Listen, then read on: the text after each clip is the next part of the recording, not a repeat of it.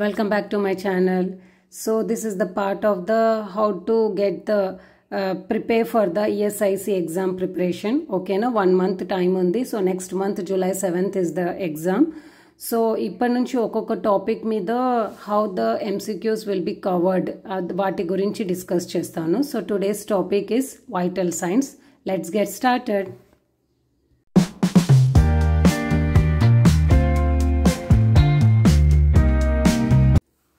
So topic is vital signs. Simple topic but easy topic. But చాలా కన్ఫ్యూజన్గా ఉంటుంది. So చదివేది కూడా there should be like logical rational చూసుకుంటూ చదవాలి. ఎలా అంటే అలా బట్టిఫై చేయకూడదు. ఆల్రెడీ ఇంతకుముందు నా ప్రీవియస్ వీడియోస్ మీరు చూసి ఉంటే నేను ఇది చాలాసార్లు చెప్తూ ఉంటాను.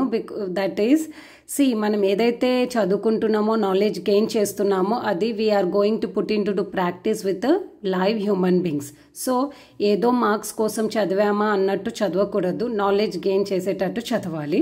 సో ఇక్కడ కూడా నేను కొన్ని ట్రిక్స్ చెప్తూ ఉంటాను while explaining everything, how to remember the things okay for a long period అనేది చూద్దాం. సో చదివేటప్పుడు కూడా దాన్ని మనం రిలేట్ చేసుకుంటూ కోరిలేట్ చేసుకుంటూ రేషనల్ బిహైండ్ దాన్ని ఏంటిది అనేది తెలుసుకుంటూ చదవాలి. అలా తెలుసుకుంటూ చదివితేనే మనకి ఇది లాంగ్ టైం వరకు గుర్తుంటుంది. ఓకేనా? So first topic is vital signs include except. ఓకేనా? సో వైటల్ సైన్స్ అంటే ఏంటిది? So here they have given the options like temperature, pulse, respiration, BP, oxygen saturation.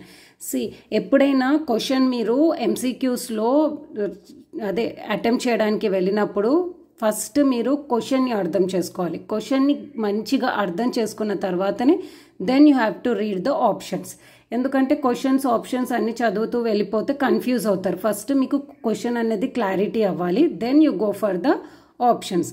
ఇక్కడ ఏమని అడిగారు? వైటల్ సైన్స్ ఇంక్లూడ్ అంటే ఎలా ఉంది క్వశ్చన్? వైటల్ సైన్స్ ఇంక్లూడ్ అంటే వైటల్ సైన్స్లో ఏమేమి వస్తాయి అని. కానీ ఇక్కడ మళ్ళీ ఇంకొక వర్డ్ ఏం యూజ్ చేశారు? ఎక్సెప్ట్ అంటే ఇప్పుడు ఇచ్చిన ఆప్షన్స్లోకి వెళ్ళి అన్నీ ఇంక్లూడ్ అవుతాయి కానీ ఒక్కటి తప్ప అని. సో ఇలా క్వశ్చన్ని ఫస్ట్ మీరు అర్థం చేసుకోవాలి. So here what they have asked the question, vital signs include except ఏంటిది? సో వైటల్ సైన్స్లో ఏమేమి ఉంటాయి? టెంపరేచర్, పల్స్, రెస్పిరేషన్, బీపీ ఉంటుంది. కానీ ఇక్కడ ఎక్సెప్ట్ అని అడిగారు. సో ఎక్సెప్ట్ ఏంటిది? Oxygen saturation. So oxygen saturation అనేది వైటల్ సైన్స్ కిందికి రాదు. Only this 4 are included in the vital signs. So like this you can attempt the MCQs అనమాట. సో ఇవన్నీ. So the second one we will go. The second one is the normal oral temperature. ఓకేనా? So oral temperature అని అడిగారు. So question ఏంటిది? Normal oral temperature. Oral temperature అంటే అక్కడ ఇంకా different types of temperatures ఉంటాయి అంటే అవును, డిఫరెంట్ టైప్స్ ఆఫ్ టెంపరేచర్స్ మనం మెజర్ చేయగలుగుతాం. Like orally, యాక్సిలా, rectal, tympanic. Okay? So different types of temperatures మనం చెక్ చేయడానికి ఉంది కాబట్టి ప్రతి దానికి డిఫరెంట్గా ఉంటుంది. సో ఇక్కడ మనకి ఓరల్ టెంపరేచర్ అడిగారు. సో దట్ టు సెల్సియస్లో అడిగారు. యూజువల్లీ మనం ఫారెన్హీట్లో చూస్తాం. సో ఇక్కడ సెల్సియస్లో అడిగారు కాబట్టి ఓరల్ టెంపరేచర్ ఏది? First option is 36.5 to 37.5 degrees Celsius. Second one is the 37.1 degrees Celsius. C is the 35.9 to 36.9. D option is the none ichar. So answer ఏది ఉంటుంది? Answer obviously A. A is the correct answer. Oral temperature is 36.5 to 37.5 degrees Celsius. B ఏంటి? 37.1 is the rectal temperature. అది normal rectal temperature.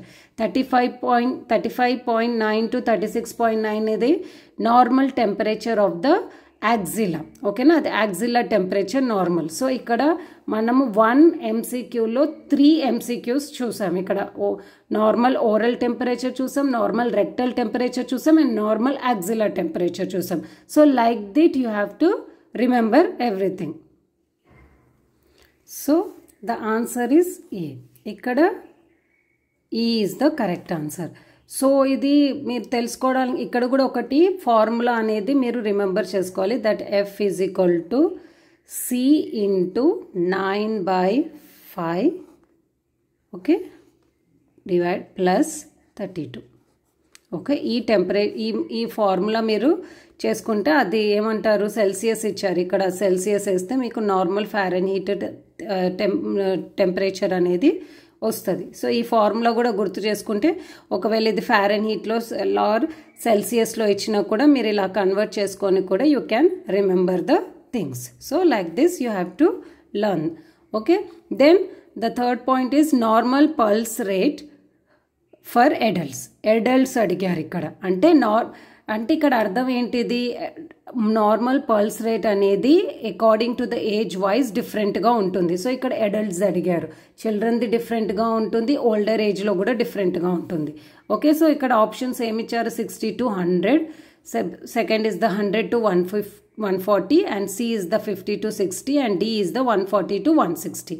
So adults అంటే ఇక్కడ range ఇచ్చారు కాబట్టి మనము adult తర్వాత నుంచి ఇట్లా కన్సిడర్ చేయొచ్చు. సో అప్పుడు అలా కన్సిడర్ చేస్తే ఏ option will be the correct, like 60 to 100 వరకు normal pulse rate for the adults. ఓకేనా, సో బీది 100 to 140 నార్మల్ పల్స్ రేట్ ఎవరికి, it will be the children. ఓకేనా, యంగర్ లైక్ ఇన్ఫాంట్ నుంచి ప్రీ స్కూల్ ఆర్ వరకు మనము we will consider like 100 to 140 అంటే 1 year babies కనుకో, 100 to 140 for 1 year babies it will be normal, and 50 to 60 is the abnormal pulse rate. ఓకేనా, below 60 degrees it is consider as a bradycardia, and 140 to 160 it is above the normal pulse rate of the infants.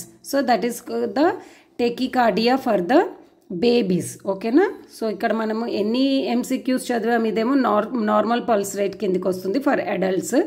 100 to 140 is the normal pulse rate of the children, means not children, స్పెసిఫిక్గా చెప్పాలంటే ఇన్ఫెంట్స్కి వస్తుంది. ఓకేనా, 50 to 60 it is the below 60 కాబట్టి it will be consider as a bradycardia. Okay, for adults. And 140 to 160 అంటే ఇది more than to the normal ఉంది for the infants. So it is called the tachycardia.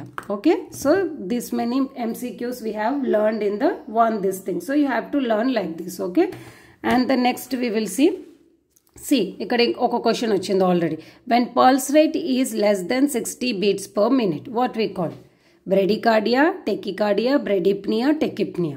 So less than 60 beats per minute ante it is bradycardia. Mari tachycardia entidi more than 100. ఓకేనా, అడల్ట్స్ది ఇక్కడ 100 వరకు consider చేస్తున్నారు కాబట్టి if it is more than 100 then we will call it is tachycardia. మళ్ళీ bradypnea అంటే ఏంటిది, apnea అంటేనే it is related to the respiration. Brady అంటే it is less than. So less than what, 12. ఓకేనా, 12కి తక్కువగా ఉంటే it is called bradypnea. If it is tachypnea more than 30 or 20 above, depends upon the age of a person, it is called tachypnea. Okay, then next is the normal respiratory rate. So normal ఇక్కడ ఏమి అడగలేరు అంటే అడల్ట్సా లేక అదని, but normal respirator of adults ఇక్కడ 2 options ఇచ్చారు చూడండి. ఇక్కడ అంటే ఇక్కడ ఆప్షన్స్ ఎన్ని ఇచ్చారు, 12 to 20, 20 to 30, 30 to 40, 40 to 60 వచ్చింది. అంటే ఇన్ఫెంట్స్ నుంచి అడల్ట్స్వి అన్ని రేంజెస్ ఉన్నాయి కాబట్టి here we will take it for a adults. So అడల్ట్స్కి నార్మల్ పల్స్ రేట్ ఎంత ఉంటుందంటే 12 to 20 minutes per minute. Okay, this is the normal.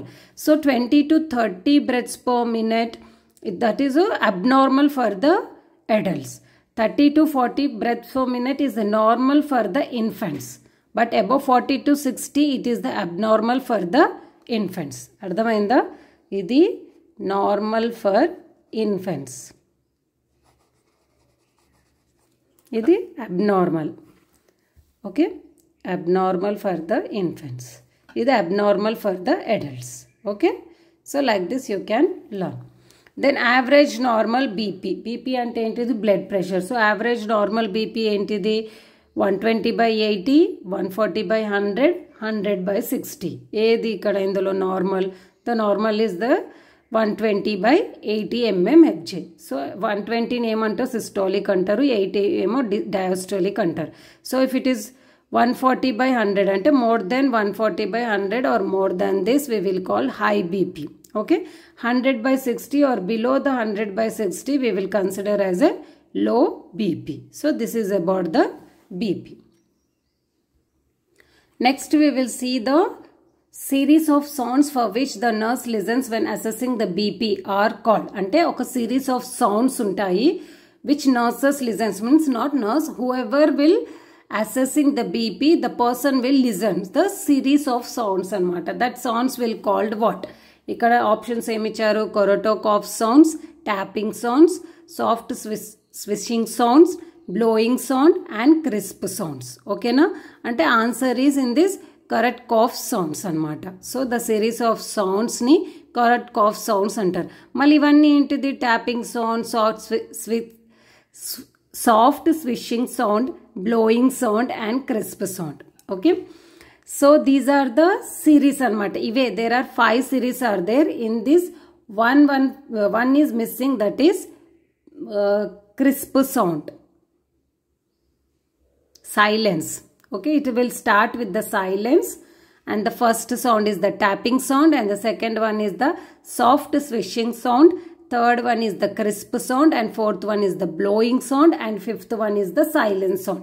So these are the series of the sounds you will hear when assessing the BP. So these all together called the Korotkoff sounds. Okay, and the next one is the instrument used to measure the blood pressure. Which one? Sigmoid-manometer, thermometer, stethoscope, pulse oximeter. So the answer is sigmoid-manometer. Okay, thermometer దేనికి use చేస్తారు? to assess the temperature. Stethoscope, it will assess to hear the heartbeat. Okay na? Pulse oximeter, it to assess the oxygen saturation or oxygen level in the blood. Okay, so here also we learn the 4 things. And the third, next one is the sites of assessing the pulse rate. ఎక్కడెక్కడ check చేస్తాం pulse రేట్ని? Radial pulse, except. ఓకేనా? Sides of assessing the pulse rate except. So radial pulse, carotid pulse, temporal pulse and ulnar pulse. So అన్ని చోట్ల we will check the assess the pulse rate except the ulnar. ఓకేనా? Ulnar check చేయము, we will check the radial pulse. ఓకేనా? So carotid pulse, when we are not able to hear at the radial pulse, then we will go for the carotid pulse. Okay, that's the. And the last one is the solution used for the Sid's bath, except. Okay na? Sid's bath ante entidi? It's a bath, or we will give the soothing, or it will, Sid's bath is given to reduce the pain. Okay na? Pain or discomfort at vaginal area or perineal area. ఓకేనా? దాన్ని sitz bath అని అంటారు. So అది ఇవ్వడానికి we will use some solutions in the water. అవి ఏంటివని అడిగారు. ఇక్కడ potassium permanganate, boric acid, Dettol solution and Betadine ఇచ్చారు. 4 ఆప్షన్స్ ఇచ్చారు. Which one we will not use అంటే Betadine. Okay, we will not use Betadine. That is because potassium permanganate, boric acid, Dettol solution we will use after giving the Sid's bath, and we will clean that area, then we will apply the betadine. But we will not give the Sid's bath with the betadine. So these are the few MCQs which can expect to come in the exam. So like this you can remember. I hope you like this video. If yes, please like, share and subscribe in order to motivate me to do this kind of videos more. Okay, so until then, take care and bye. We will meet in the next video.